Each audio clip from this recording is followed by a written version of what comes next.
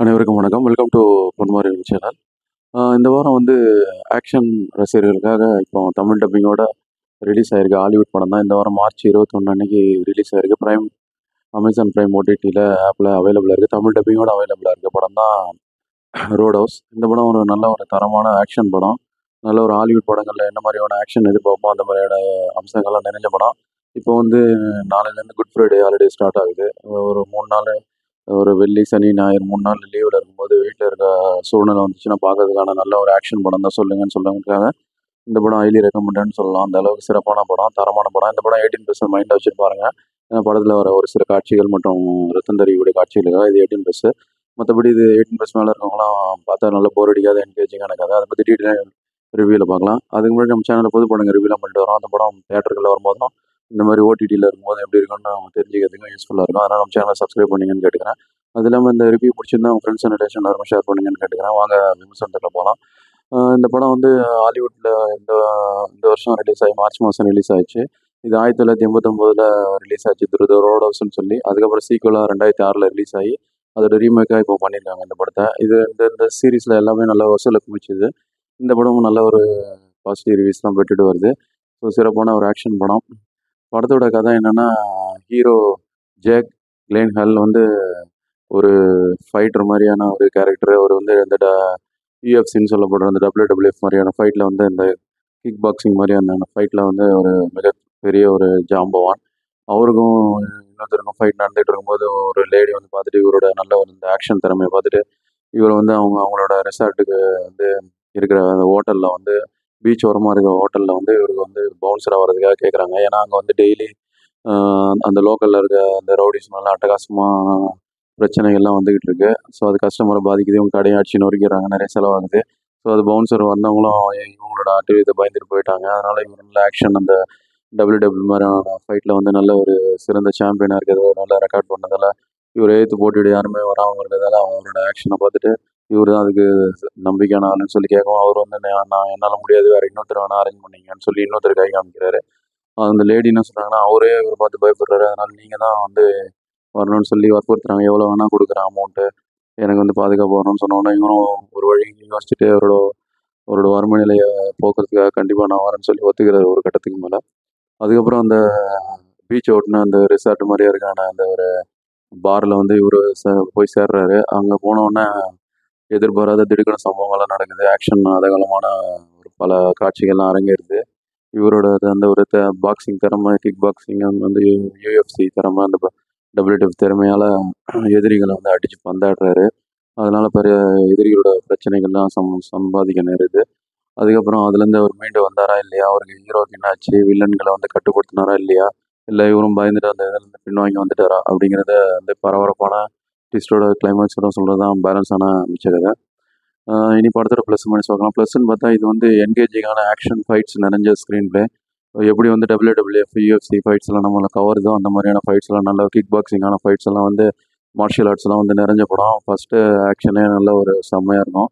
இது நம்ம இந்தியன் லாங்குவேஜில் எடுத்தாலும் ஓடக்கூடிய அளவுக்கு சிறப்பான ஆக்ஷன் தரமான படம்.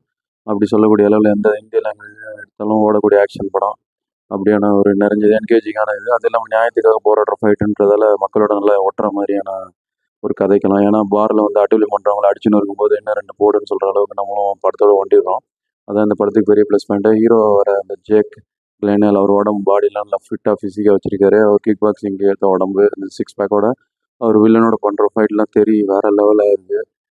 அது இல்லாமல் குறிப்பாக வில்லனாக வர அந்த கோனர் மெக்கிரகர், அவர் ப்ரொஃபஷ்னலாகவே யூஎஃப்சி அந்த டபிள்யூடபிள்யூ மாதிரியான அந்த மார்ஷியல் ஆர்ட்ஸில் அவர் வந்து உண்மையிலே ஒரு சாம்பியனு. அவரும் உண்மையான பாக்ஸரும். அவரும் மோதிர சீன்லாம் வேறு லெவலில் அடி தொட்டையை கலப்புதுன்ற அளவுக்கு வேறு லெவலில். நீங்கள் படம் பாருங்கள் உங்களுக்கே புரியும். அதுவும் கிளைமேக்ஸ் ஃபைட்லாம் வேறு லெவலில் தெரிய விட்டாங்கன்னு சொல்லலாம். ஆக்ஷன் கொரியோகிராஃபருக்கு பல விருதுகள் கிடைக்க வாய்ப்பு இருக்குது. ஸோ ஹீரோ ஜேக் கில்லியன்ஸில் நல்லாவே பொறுமையாக ஷட்டிலான ஆக்டிங்கு, ஃபைட்டுன்னு வரும்போது வேறு லெவலுக்கு இறங்கி அந்நியனா மாறுறது, அதுக்கப்புறமா நார்மலாக இருக்கிறதுன்னு அவரோட வெரைட்டி ஆஃப் ஆக்ஷன்ஸ் அவரோட ஃபேஸில் ஆக்ஷன்லேயே காமிக்கிறாரு. அவருக்கு பாராட்டுகளை தெரிவிச்சுக்கலாம். அது இல்லாமல் ஹீரோயின் அவர் டேனியல் மெல்ஹோர், அவர் வந்து அவங்க வந்து நல்லா நீட்டாக பெர்ஃபார்மன்ஸ் பண்ணியிருக்காங்க. நல்லா கான்ஃபிடன்ஸாக நடிச்சிருக்காங்க. அவங்க கேரக்டர் ஜஸ்டிஃபை பண்ணிருக்காங்க. வில்லனாக வர்ற அந்த ஏற்கனவே சொன்ன மாதிரி கானர் மெக்கிரகர், அவர் வந்து ப்ரொஃபஷனலாக வந்து டபிள்யூடபிள்யூஎஃப் மாதிரியான யூஎஃப்சி அந்த சாம்பியனு. ஸோ அவரோட திறமையெல்லாம் இதில் காமிச்சிருக்காரு. ஃபைட்லலாம் வேறு லெவல் உண்மையான ஃபைட் மாதிரியே இருக்குது. அவருக்கு நம்ம பாராட்டுகளை தெரிவிச்சுக்கிறோம். அதெல்லாம் படத்தில் சின்ன சின்ன கேரக்டரில் வரவங்க எல்லாருமே கவனம் இருக்கிறாங்க. அந்த பார் ஓனராக வரவங்க, அப்புறம் இவருக்கு சப்போர்ட்டிங்காக ஹீரோக்கு சப்போர்ட்டிங்காக வர 2 3 கேரக்டர்ஸ் எல்லாமே படத்தில் நல்ல ஒரு பில்லராக இருந்து படத்தை தாங்கி பிடிக்கும்னு சொல்லலாம். படம் நல்லா என்கேஜிங்காக இருக்குது. ஸ்டார்டிங்லேருந்து எண்ட் வரைக்கும் 2 ஹவர் தான் படம். குயிக்க வச்சா பார்த்து முடிச்சிடலாம். தமிழ் டப்பிங்கோட இப்போ அவைலபிளாக இருக்குது.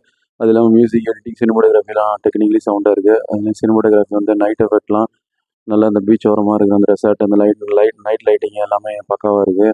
அது இல்லாமல் அந்த போட் சேசிங்கு, அப்புறம் கார் சேசிங்கு எல்லாமே படத்தில் சினிமோட்டோகிராஃபி தரமாக பண்ணியிருக்காங்க. அது இல்லாமல் அந்த ப்ரொடக்ஷன், ஆர்ட் டிசைனிங் எல்லாமே அந்த ஃபைட் நடக்கிற இடம், அந்த WWE ஃபைட் இடம், அப்புறம் அந்த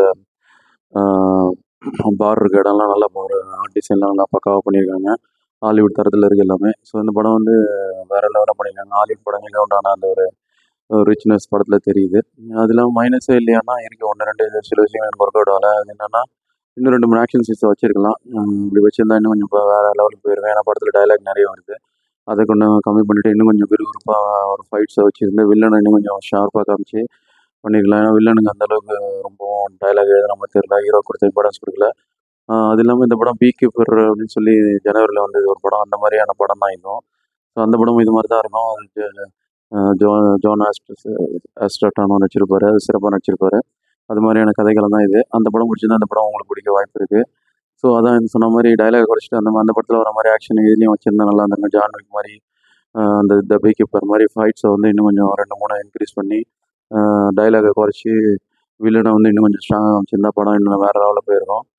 அதான் சின்ன சின்ன குறைகள் தான். மற்றபடி இந்த படம் வந்து மொத்தத்தில் இது 18+ பார்க்கக்கூடிய தமிழ் டப்பிங்கோட பல லாங்குவேஜ்லையும் இந்திய லாங்குவேஜ்லையும் இருக்குது. அமேசான் பிரைம் ஓடிடியில் இந்த வாரம் மார்ச் 21 ரிலீஸ் ஆயிருக்கு. ஆக்ஷன் ரசிகர்களுக்கு கண்டிப்பாக பிடிக்கக்கூடிய படம். One time watchable. கண்டிப்பாக பாருங்கள். பார்த்துட்டு உங்கள் கருத்துக்களை பின்னேட்டுங்களை தெரியப்படுத்துங்க. நம்ம சைட்லேருந்து ஹைலி ரெக்கமெண்டட்.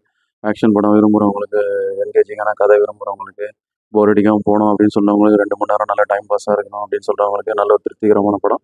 படம் உங்களை ஏமாத்தாது. பார்த்துட்டு உங்கள் கருத்துக்களை பின்னேட்டுங்களை தெரியப்படுத்துங்க. வேறு ஒரு திரை விமர்சனம், முன்னோட்டம், அப்டேட்டில் சந்திப்போம். இந்த விமர்சனம் பிடிச்சிருந்தா உங்கள் ஃப்ரெண்ட்ஸ் ஷேர் பண்ணுங்கள். நம்ம சேனலை சப்ஸ்கிரைப் பண்ணிங்க. வேறு ஒரு திரை விமர்சனம் முன்னோட சந்திப்போம். அதுவரை நன்றி.